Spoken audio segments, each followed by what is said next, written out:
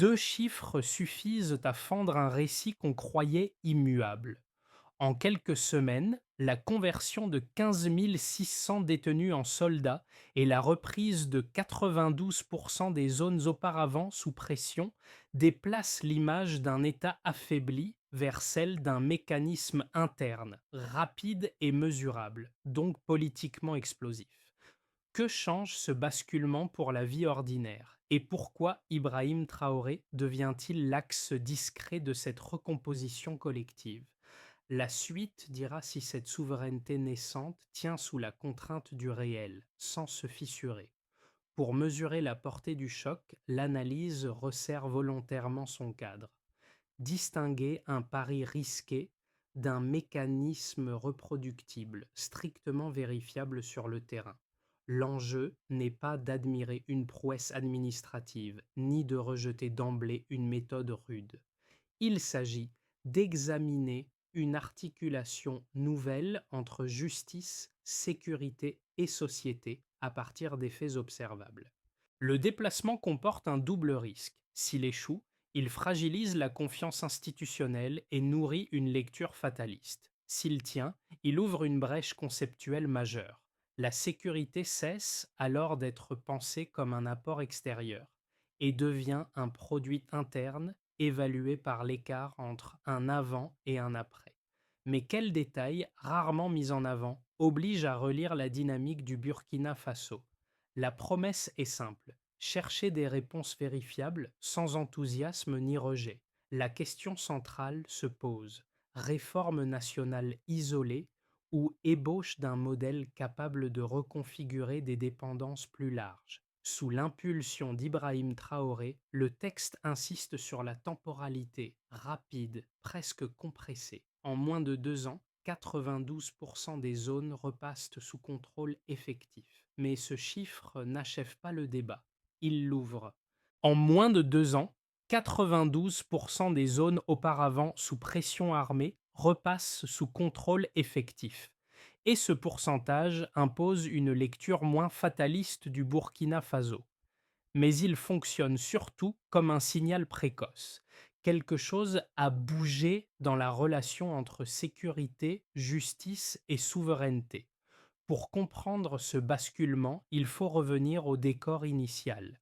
Pendant des années, le Sahel est décrit comme un espace condamné à l'instabilité chronique. Les interventions extérieures se succèdent, les promesses de stabilisation s'accumulent, tandis que les villages se vident, les routes se ferment et l'économie locale s'asphyxie. La peur devient une routine. Les marchés perdent leur rôle social. La mobilité se transforme en risque permanent. Dans ce contexte, chaque initiative nationale paraît marginale, parfois seulement symbolique. La première rupture intervient lorsque la sécurité cesse d'être pensée comme un apport extérieur et devient un produit interne. Sous l'impulsion d'Ibrahim Traoré, la reconquête territoriale s'articule à une réinvention institutionnelle faite de décisions brèves, opérationnelles, immédiatement vérifiables. La réforme pénitentiaire n'est pas isolée.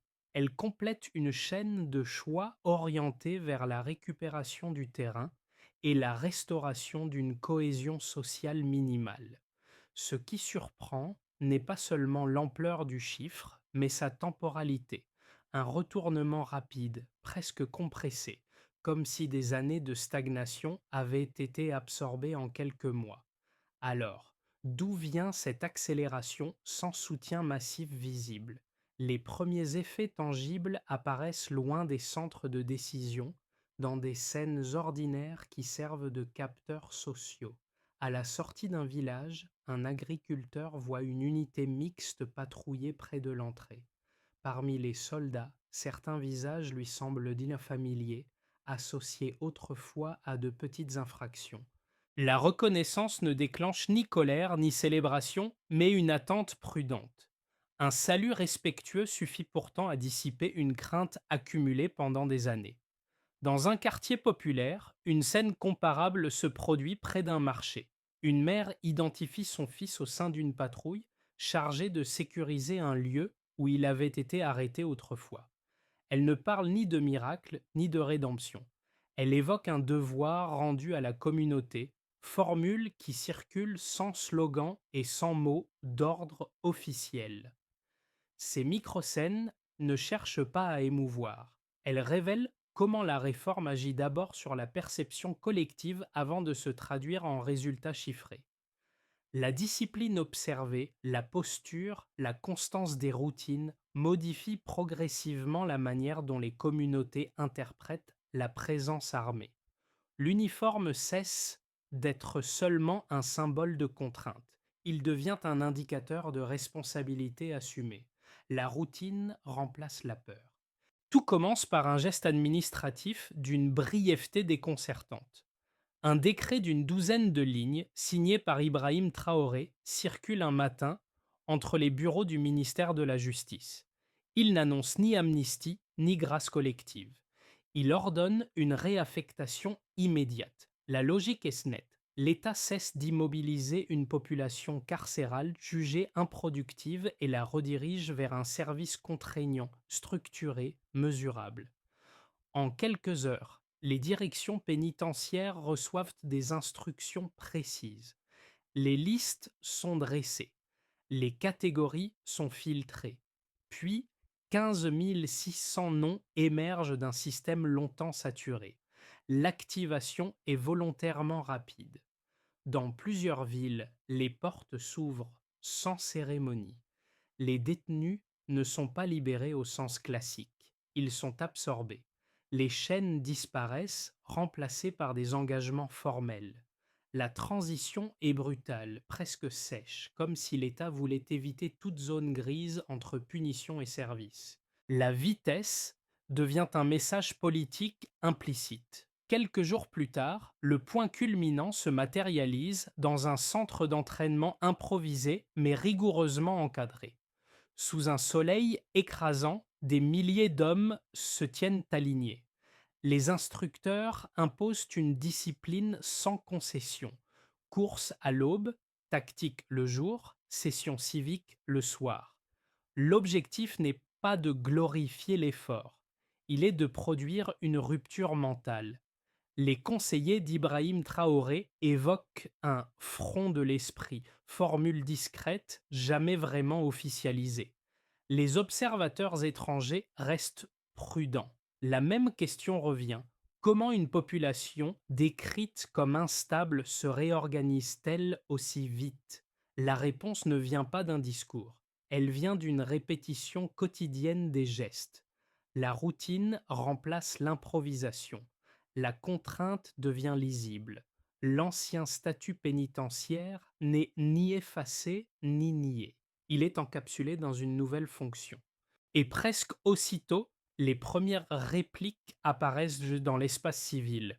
Routes secondaires plus praticables, marchés plus réguliers, familles qui se déplacent vers les casernes avec des repas, des vêtements, des outils. Ce sont des gestes discrets mais répétés qui signalent un ajustement social profond. Alors, cette vitesse est-elle un avantage durable ou un risque masqué? Avant la réforme, les indicateurs convergeaient vers une trajectoire dégradée. Après sa mise en œuvre, ils s'inversent de manière cohérente et ce passage du diagnostic au delta observable devient le premier test de crédibilité. D'abord, un premier indicateur concerne la sécurité. Les attaques armées reculent de 37% dans les zones couvertes par les unités issues du dispositif.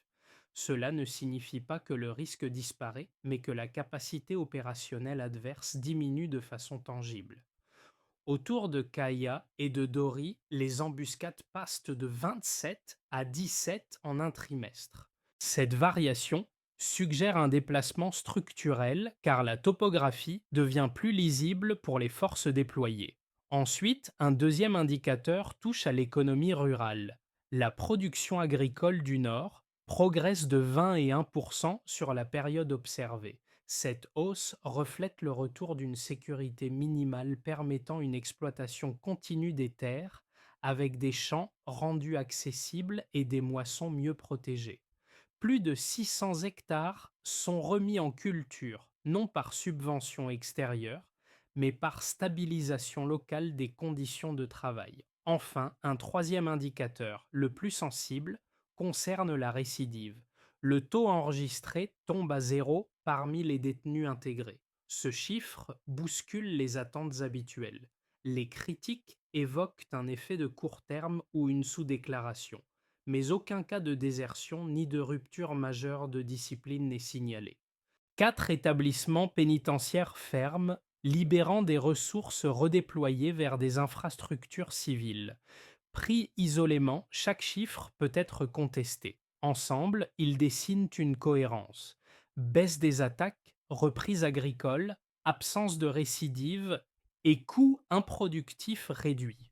Sous l'impulsion d'Ibrahim Traoré, la réforme n'est pas présentée comme une victoire morale, mais comme un système évalué par des écarts mesurables entre un avant et un après. Deux objections dominent l'analyse prudente et méritent d'être formulées dans leur version la plus solide. La première tient à la stabilité nationale. Armée d'anciens détenus créerait un risque intrinsèque, une force traversée par des loyautés fragiles, une discipline superficielle et des tensions latentes. Sous stress opérationnel, un incident isolé suffirait à fissurer la confiance publique et à retourner l'effet psychologique positif en soupçon durable. La seconde objection est éthique. Convertir une peine en service militaire brouille la frontière entre justice et utilité et pourrait affaiblir la légitimité du processus judiciaire. Certains redoutent aussi une militarisation de la détresse sociale. Transformer la marginalité en ressource sécuritaire installerait un précédent ambigu où l'État serait tenté d'utiliser la misère comme réservoir structurel plutôt que de traiter ses causes profondes. Des organisations civiles soulignent le contre-coup possible.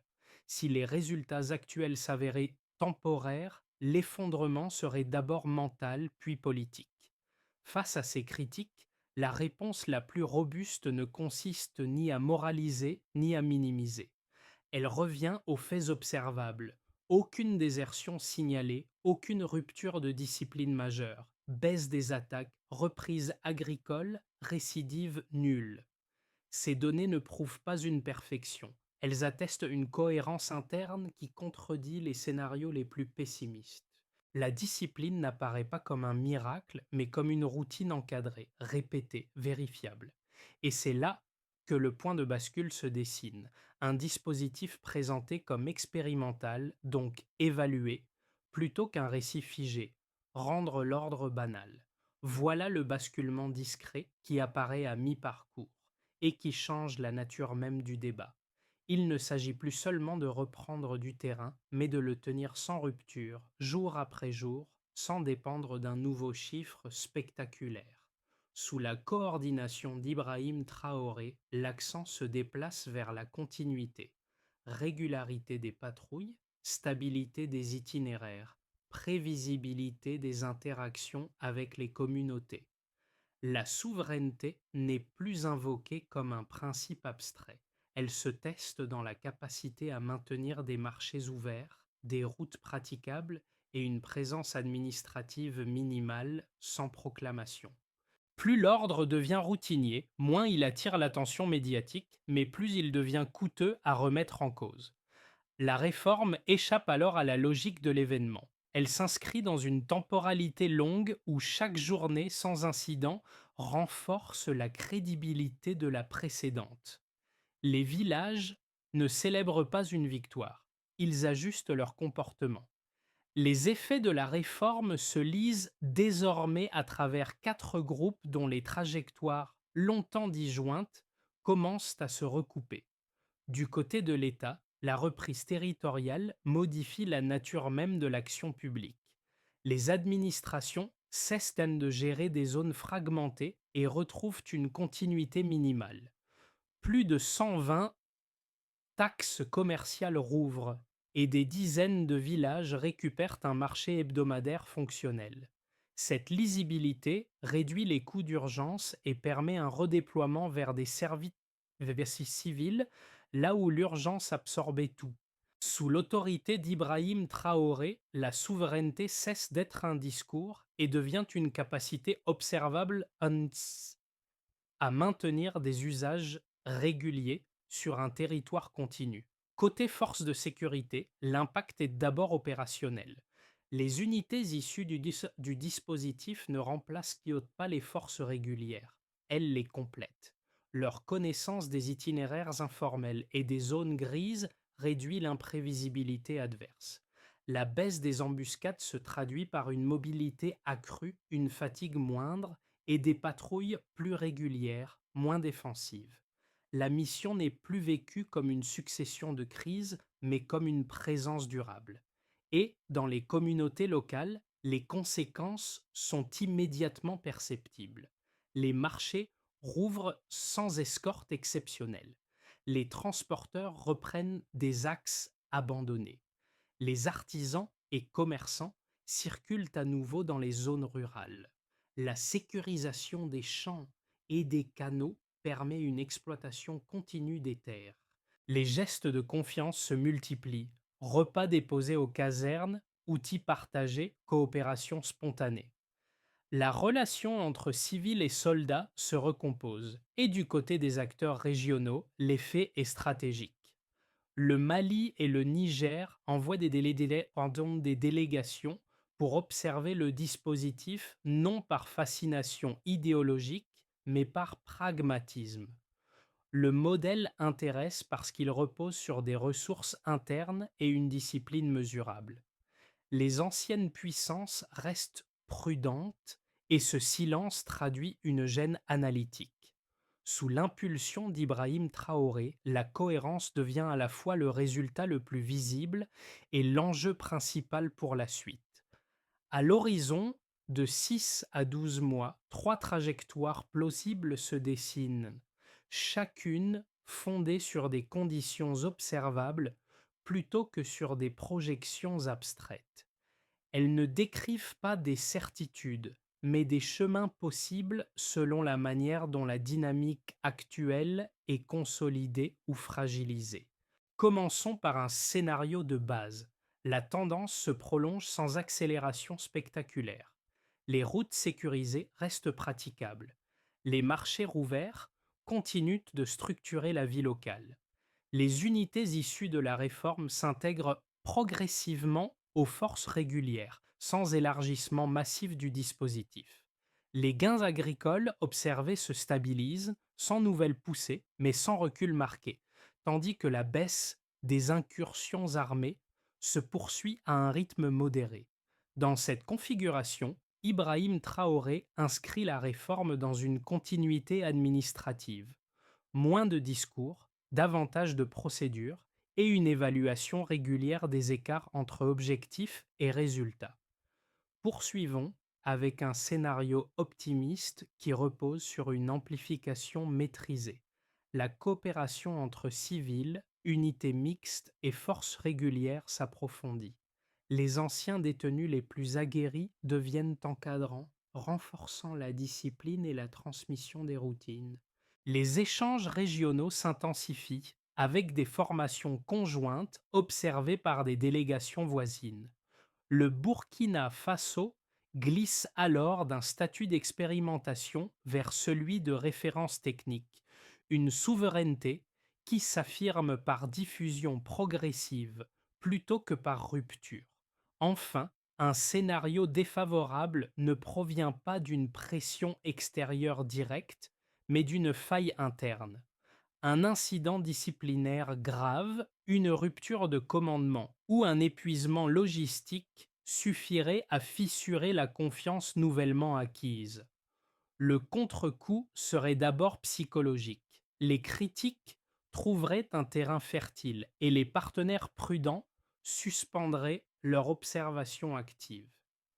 Face à ces trois voies, une recommandation de méthode s'impose.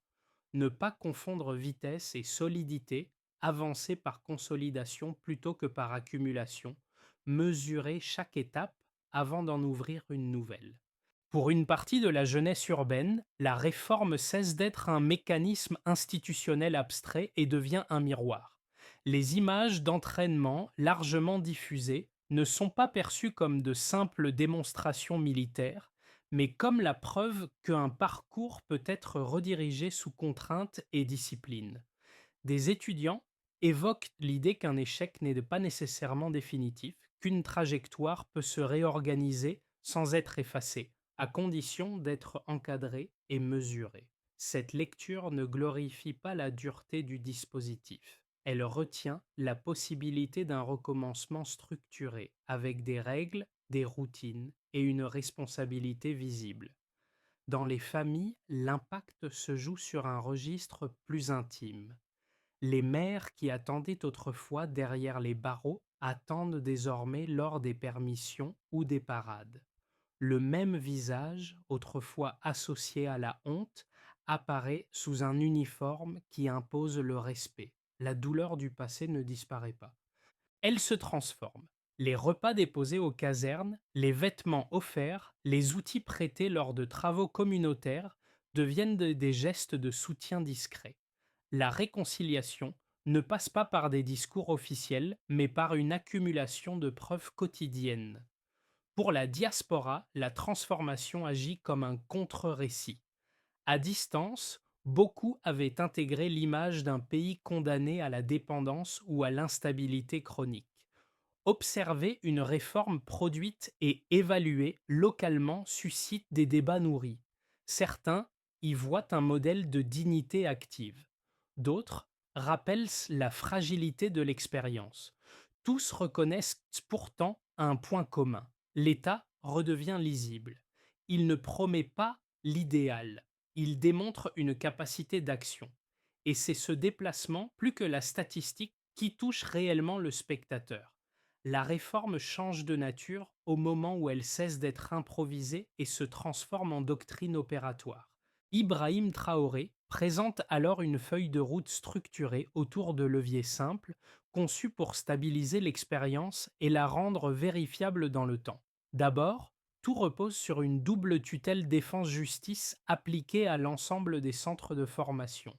Cette articulation vise à uniformiser les critères de sélection, à prévenir les dérives et à garantir que chaque recrue traverse le même filtre disciplinaire indépendamment de son passé. La justice n'abdique pas, elle encadre. La sécurité n'improvise pas, elle applique. Ensuite, l'enjeu concerne la discipline comme langage civique partagé. Des modules inspirés de l'entraînement militaire sont intégrés dans certains segments de l'administration et de la formation professionnelle. Il ne s'agit pas de militariser la société, mais de créer une continuité institutionnelle entre sanctions, apprentissage et service. Puis, il devient crucial d'élargir l'horizon régional. Des accords de coopération avec le Mali et le Niger permettent une observation croisée des dispositifs et une mutualisation de certaines formations. Enfin, il faut fixer des indicateurs mesurables. Récidive, village sécurisé, infrastructure remise en service, économie budgétaire redéployée. Chaque étape est évaluée. La réforme n'est pas protégée par un récit politique, elle est exposée aux chiffres. Et cette exposition volontaire transforme l'initiative en système ajustable plutôt qu'en symbole figé. Lors du premier grand défilé, un écho des scènes observées dans les villages refait surface, mais à une autre échelle. Les 15 600 hommes avancent en rang serré, non plus dispersés par leur trajectoire passée, mais unifiés par une posture commune. Parmi eux, certains répètent le même salut simple aperçu plus tôt, celui qui avait suffi à dissoudre la peur d'un agriculteur. Le geste reproduit devant la foule agit comme un rappel silencieux. La réforme ne nie pas le passé, elle exige une tenue nouvelle. Au milieu des rangs, Ibrahim Traoré ne se tient pas à distance. Il marche, observe, ajuste. Le message n'est pas spectaculaire, il est lisible. La transformation ne repose ni sur l'oubli ni sur la glorification, mais sur une continuité d'exigence. La dignité n'est pas accordée, elle est pratiquée chaque jour sous le regard des autres. Dans la foule, les réactions restent contenue, presque prudente. Pourtant, quelque chose se déplace. La peur recule sans proclamation. La fatalité se fissure. L'idée d'un recommencement collectif cesse d'être théorique parce qu'elle devient visible, mesurée, incarnée. Ibrahim Traoré apparaît alors comme un point de couture, non pas le héros d'un récit, mais le garant d'une méthode qui n'a de valeur que si elle tient dans la durée. Rien dans cette trajectoire n'est spectaculaire au sens classique. Tout repose sur des ajustements progressifs, des choix observables et une cohérence construite dans le temps. Pour l'observateur, l'enjeu n'est pas d'adhérer ou de rejeter. Il consiste à interroger ce que cette expérience révèle sur les marges de manœuvre d'une société en crise. Jusqu'où une communauté peut-elle aller lorsqu'elle décide de produire ses propres réponses avec ses contraintes, ses risques et ses responsabilités? Quels critères permettent de juger une réforme autrement que par ses intentions, ses slogans ou ses récits de victoire? Ouvrir ce débat, c'est déjà participer à la dynamique décrite. Examiner les faits, confronter les lectures, questionner les limites sans nier les déplacements réels. La discussion ne demande ni conviction préalable, ni conclusion active. Elle invite simplement à penser ce qui devient possible lorsque les certitudes vacillent et à regarder la souveraineté non comme un mot, mais comme une routine qui se prouve. Si cette analyse vous a été utile, la meilleure suite n'est pas un applaudissement, mais une question posée clairement. Sur quoi devrait-on juger un changement collectif, sur sa vitesse ou sur sa capacité à durer?